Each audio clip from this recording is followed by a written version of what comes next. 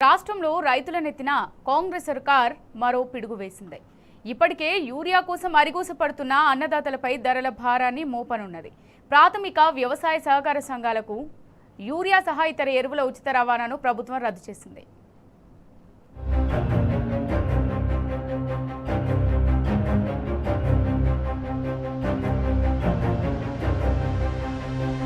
Urea కోసం రైతుల్ని అరిగోస పెడుతున్న కాంగ్రెస్ సర్కార్ తాజాగా మరో నిర్ణయంతో రైతుల నడ్డి విరిచింది.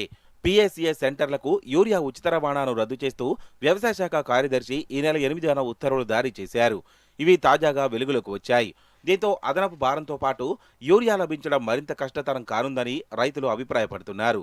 నిర్ణీత ధరకు విక్రయించాల్సిన సహకార సంఘాలకు సైతం ఇకపై ప్రైవేట్ డీలర్లతో పోటీపడి అధిక ధరకు విక్రయించే పరిస్థితి ఏర్పడనుందని హెచ్చరిస్తున్నారు.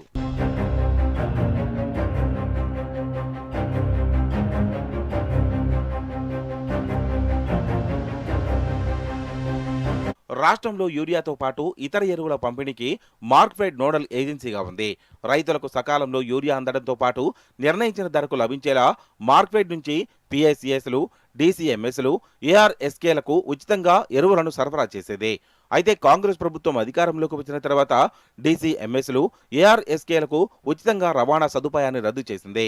కేవలం పిఎస్సిఎస్లకు మాత్రమే కొనసాగించింది. ఇప్పుడు ఆ సదుపాయాన్ని కూడా రద్దు చేసింది. ఉచిత ఎరువుల రవాణా కోసం మార్క్ఫెడ్ ప్రత్యేకంగా ఒక ఏజెన్సీని నియమించి యూరియా అవసరమున్న ప్రాంతాలకు సరఫరా చేయించేది. తద్వారా రైతులకు ఎలాంటి ఇబ్బందులు లేకుండా సహకార సంఘాల ద్వారా ఎరువులు లభించేవి.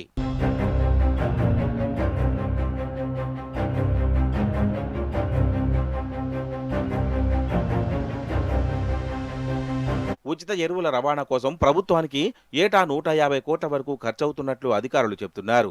ఈ భారాన్ని మోయలేక ఉచిత రవాణాను ఎత్తేస్తున్నట్లు పేర్కొన్నారు. దీంతో పిఎస్సిఎస్ కేంద్రాలు ఎరువుల రవాణా ఛార్జీలను రైతుల నుంచి వసూలు చేసే అవకాశం ఉంది. అంటే ప్రభుత్వం తప్పించుకున్న 150 కోట్ల భారం ఇప్పుడు రైతులపై పడనుంది.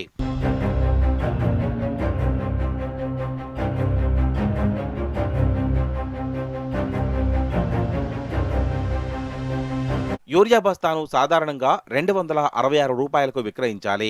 ప్రైవేట్ వ్యాపారులు 300 నుంచి 350 రూపాయల వరకు విక్రయిస్తున్నారు. రవాణా ఛార్జీలు అధికంగా ఉండడం ఇతర ఖర్చులే కారణమని డీలర్లు చెబుతున్నారు. 266 రూపాయలకే విక్రయిస్తే నష్టాలే మిగులుతాయని వాపోతున్నారు.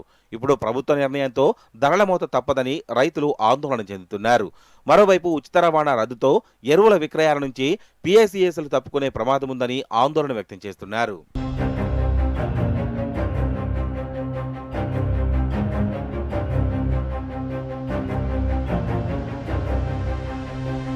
నష్టాలను తప్పించుకునేందుకు యూరియా ఇండెంట్ పెట్టడం మానేసే అవకాశం ఉందని అభిప్రాయపడుతున్నారు. ఇప్పటి వరకు లారీలు మాట్లాడుకోవడం, కిరాయితో సంబంధం లేకుండా పిఎస్సిఎస్లకు ఎరువులు వచ్చేవి.